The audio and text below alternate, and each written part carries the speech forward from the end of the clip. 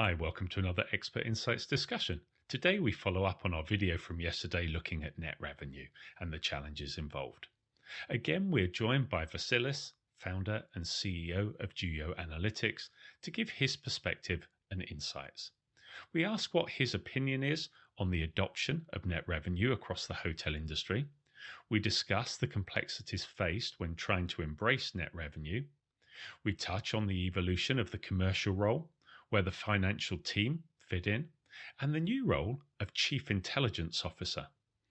And finally, we ask, are we actually reaching a tipping point?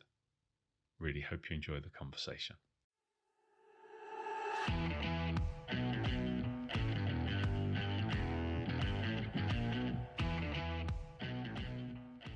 One area that did come out of COVID that hit everybody really hard was obviously the recognition about profitability and the need to start thinking more in terms of net revenue.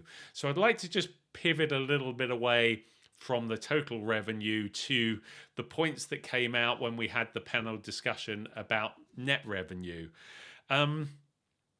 I guess in much the same way that we spoke about the challenges of total revenue and the adoption of that, I'll throw the same general question to you, which is what do you think or what do you see as the current state of adoption of net revenue analysis in hotels? And maybe maybe there might be a broad answer, but maybe you might also have some insights into are there specific types of properties or size of properties or groups that maybe have lent into this a little bit more than others. But what's your general take on the adoption of net revenue?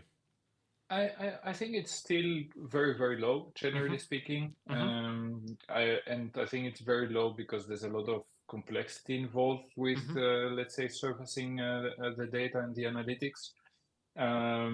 Certainly, in terms of type of hotels, if you are a hotel group or if you're a larger hotel that has a more diverse distribution mix and business mix, you are more inclined to start looking at that data because that's where the biggest opportunities are. If you're a hotel on the beach that has 50 rooms and you get 90% of your business from booking.com, I mean, surely you can do a few things. Yeah, you work a few numbers direct, and yeah, fine. But if you're a larger hotel, typically you have more levers to pull, right?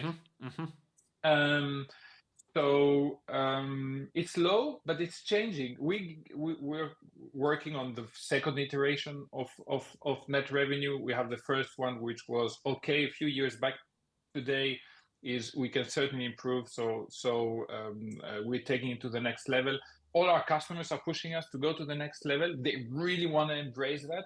We don't have one single customer to maybe some small hotels, but the majority of the customers, they are pushing us to go further in net revenue. Interesting. Are you seeing more push there in net revenue than the total revenue piece? Yes. If I was to draw a comparison. Right, okay. This is the hot definitely. One then, yeah? Yeah, this is quite hot for the moment because I think financial controllers are looking at conversion, and conversion has been kind of difficult after COVID. Even with inflation and all the costs went up. So, and I think this year is going to be also very difficult because we don't have double-digit growth in revenue everywhere. No, yeah. So everybody's definitely focused on profit conversion, and I do believe that acquisition cost is the second biggest cost center after payroll. Right. So payroll and acquisition costs, really big ones. Obviously, there comes the pressure to do better. Yeah, that makes a lot of sense. But it's driven by how do you say, necessity. Yes. I always do this comparison with airlines.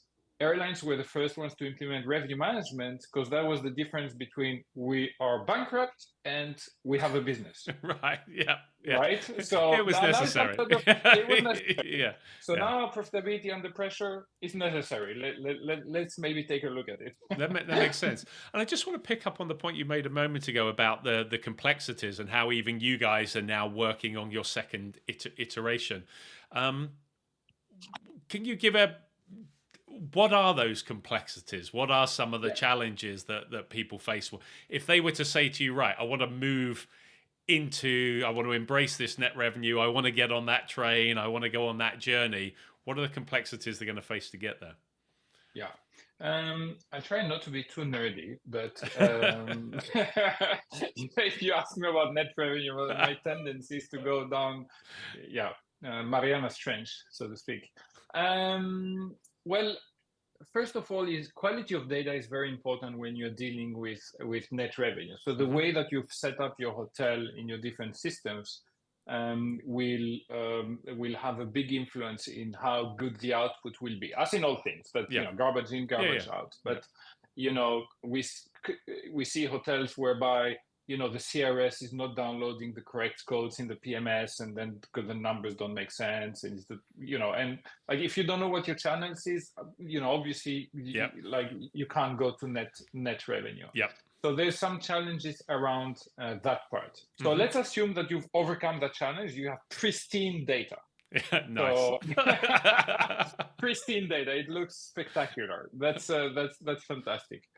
Then all these acquisition costs, they're spread out different systems. Some of them you get an invoice at the end of the month. Some of them are your franchise fees. Some of them are sitting in your meta search tool. Some of them are with your digital agency. Some of them you need to search through invoices to find out how much your GDS connectivity is. So that's the second part, is to sit down and say, wait a minute, let me list all these costs and let me find where all these costs are sitting, right? And then, how can we actually so that's the second one, where they are, make a list, an inventory. And then the third one is how we're going to make sure that we're going to allocate all of that in a way that it makes sense. Because you can't say, I'm going to do it on high level. Like, great, fantastic. Okay, high level is all good, but ain't going to get you really, really far. It's like, you're going to look at your net revenue contribution is 80%. Okay, great. And now what? What do I do with this now? How can I take decisions? No, the beauty is when you are very, very granular in your approach, when you can say, haha, corporates, these sort of corporates contribute 20 euros more than these corporates on the bottom line because they book in this way and they don't book in this way. Or, all these sort of combination across your segments, channels, and what have you. That is where you can make a result. So you're faced with 3 layers of challenges. And the same challenges that others are. We have the same challenges, so we're in this together with them, right? So absolutely. We also have like, okay, do you have pristine data? No. Okay, how can we help you to go towards as close as possible as pristine? Okay, where is all your data? Oh, in all these different systems. Okay, we need to go about and connect all these different systems, because if we don't have the connectivity, we're not going there very, very far. And then the third one, how do we build an engine that accounts for all of this and that we can sort of put it all together? So it's truly we are together on this, that's the complexities and the challenges. That makes a lot of sense, and I think what it does, it leads into something that Amrita spoke about, which is back to our previous question where we were on total revenue management, where we were looking about half of the problem is departments look after their own business areas, and one of the things she obviously spoke about was we've heard people talk about it, as a lot of people do seem to talk about a lot of things, but there has been some movement towards this central commercial role where starting to bring together, if not physically, but at least from a data point of view and a mindset and a commercial standpoint, sales, marketing, distribution, revenue. Are you...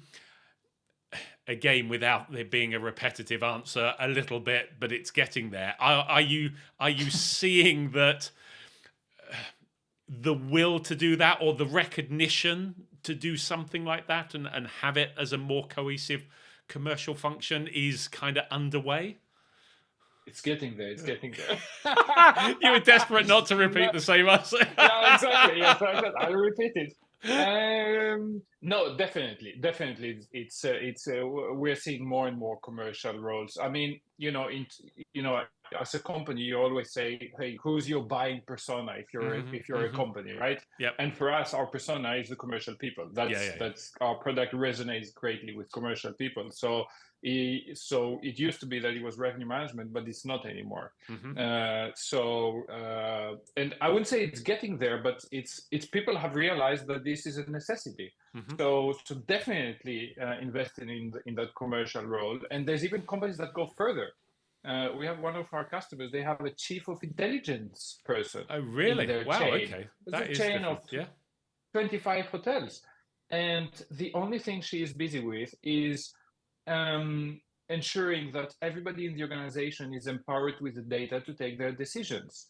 So that goes beyond even the commercial Yeah, perspective. very Now, much so. do we have millions of these people? We don't. But we're doing what we need to do on the commercial side, but we're actually going a little bit a step further. So that's good.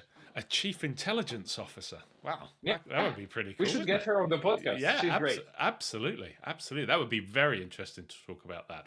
But and actually, I'm going to use that to bridge to my next question, because it was something that Jens actually brought up, which was he was talking about.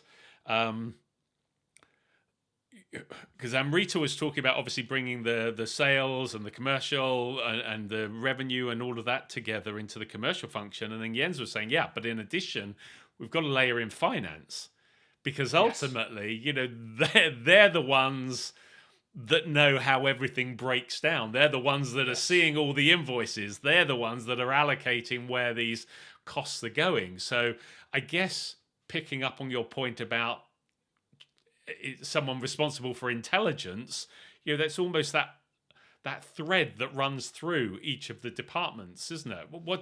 Where does finance sit in this equation? Yeah. I think again, my, let's say, North Star is the customer, and coming from the first question that you had. So we as a company, we used to be a commercial platform. Now we are more than a commercial platform. We have started connecting finance systems as well. Okay. And the way that we actually think about it is to say, how do we organize that finance? How do we organize that total spend around the customer?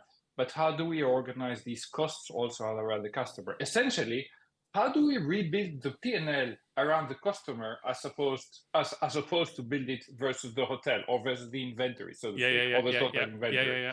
So can we look at profitability and seeing it from a different lens, let's say, and will that give us hints in how we should influence this commercial performance? Because at the end of the day, we're not looking to make more revenue. More revenue is great, but more profit is great. So is even greater. Sorry. Absolutely. So what the customer is the red line, and then you need to think, how do I get from inventory so from room revenue management to total revenue, from inventory to customer centric, and from revenue to profit. Essentially, that is the mind shift that we need to take, and that's why as a company we said we need to build finance in there, because otherwise we can't. There's a missing piece of the puzzle. Yep. So yeah, that's how we think about finance. But the complexity, just about, you spoke about complexities before, about pulling it and where everything is. When you start to look at the complexities of, even if you were just thinking, okay, how do we allocate payroll to, to get that down to a guest level, that must be a challenge you've taken on. Yeah, we're a little bit crazy. Yeah. No, it is. It is challenging. It is challenging, and of course, you don't want to sort of try to boil the ocean, so to speak, right? So you need to do it in a way that it's manageable. Yeah. So you need to start from there and start from the high level and go from there. But essentially, our customers are customers that have 20, 30, 40, 50 hotels each, right? They have perhaps a global sales force. They're investing a lot in acquisition, and they want to know what's the return of me signing corporate accounts as opposed to what I'm going to get from the OTAs. Mm-hmm. So inevitably, when you have these questions and you want to take these investment decisions that will generate significant net revenue, where difference is in the thousands of euros. Or we had a company even where, when they started shifting their strategy for 15 hotels, they were looking at 1 million profit increase. Wow. By changing a mindset. Yeah, I mean, yeah. I want to say we were there to support that. That's great, but they did the mindset. Well, this comes back to your original point, isn't it? You need a shift of focus. Exactly. And then what do we need to make that shift? There has to be leadership towards that direction. There has to be leadership. So it is complex, but if you want to take these decisions at that level, there's no other way than taking the hard route and piecing these dots together. You need to do it. Someone's got to do it. Yeah, and to add to this, I read an article lately circulated around the media that was doing a point on F&B profitability in hotels. F&B profitability in hotels is under pressure now. And a lot of hotels have restaurants that don't contribute anything to the bottom line. They are there because they need to be there. Yep. Right, and they serve breakfast, and then they do a lunch where there's 5 people sitting, eating like a meatball or something. Yeah. And they're a cost center as opposed to a revenue center. And that article was saying, profitability in F&B doesn't work. And I think all the companies that now need to find profitability everywhere, you have a few. You don't have too many choices. Close it down, rent it out to someone else, or starting creating something from a restaurant that makes sense, or transform your space into something else that could be revenue generation. that is producing revenue and is adding to profit, as opposed to eat the profit that you're doing in terms of rooms. And if you do that, then you need to start looking at some data and to see how you're performing at the end of the day. Very good. Very good. I think that's a positive note to lead it on. I'm biased because I'm positive, Trevor. You've always been positive, which is why we like having you on these calls. So, as ever, a pleasure to talk with you and really appreciate your time. Thank you so much. Thank you, Trevor. Well, I hope that conversation was of interest, and thanks again to Vasilis for joining us. If you have any thoughts or views on this conversation, please feel free to comment below. If you like the discussion, please don't forget a thumbs up. And if you're interested in more of our videos, here is a link to our Expert Insights playlist, and here is the link to our Coffee Time Chat playlist. And here is the button if you'd like to subscribe so you don't miss out on future videos. Thanks again for watching.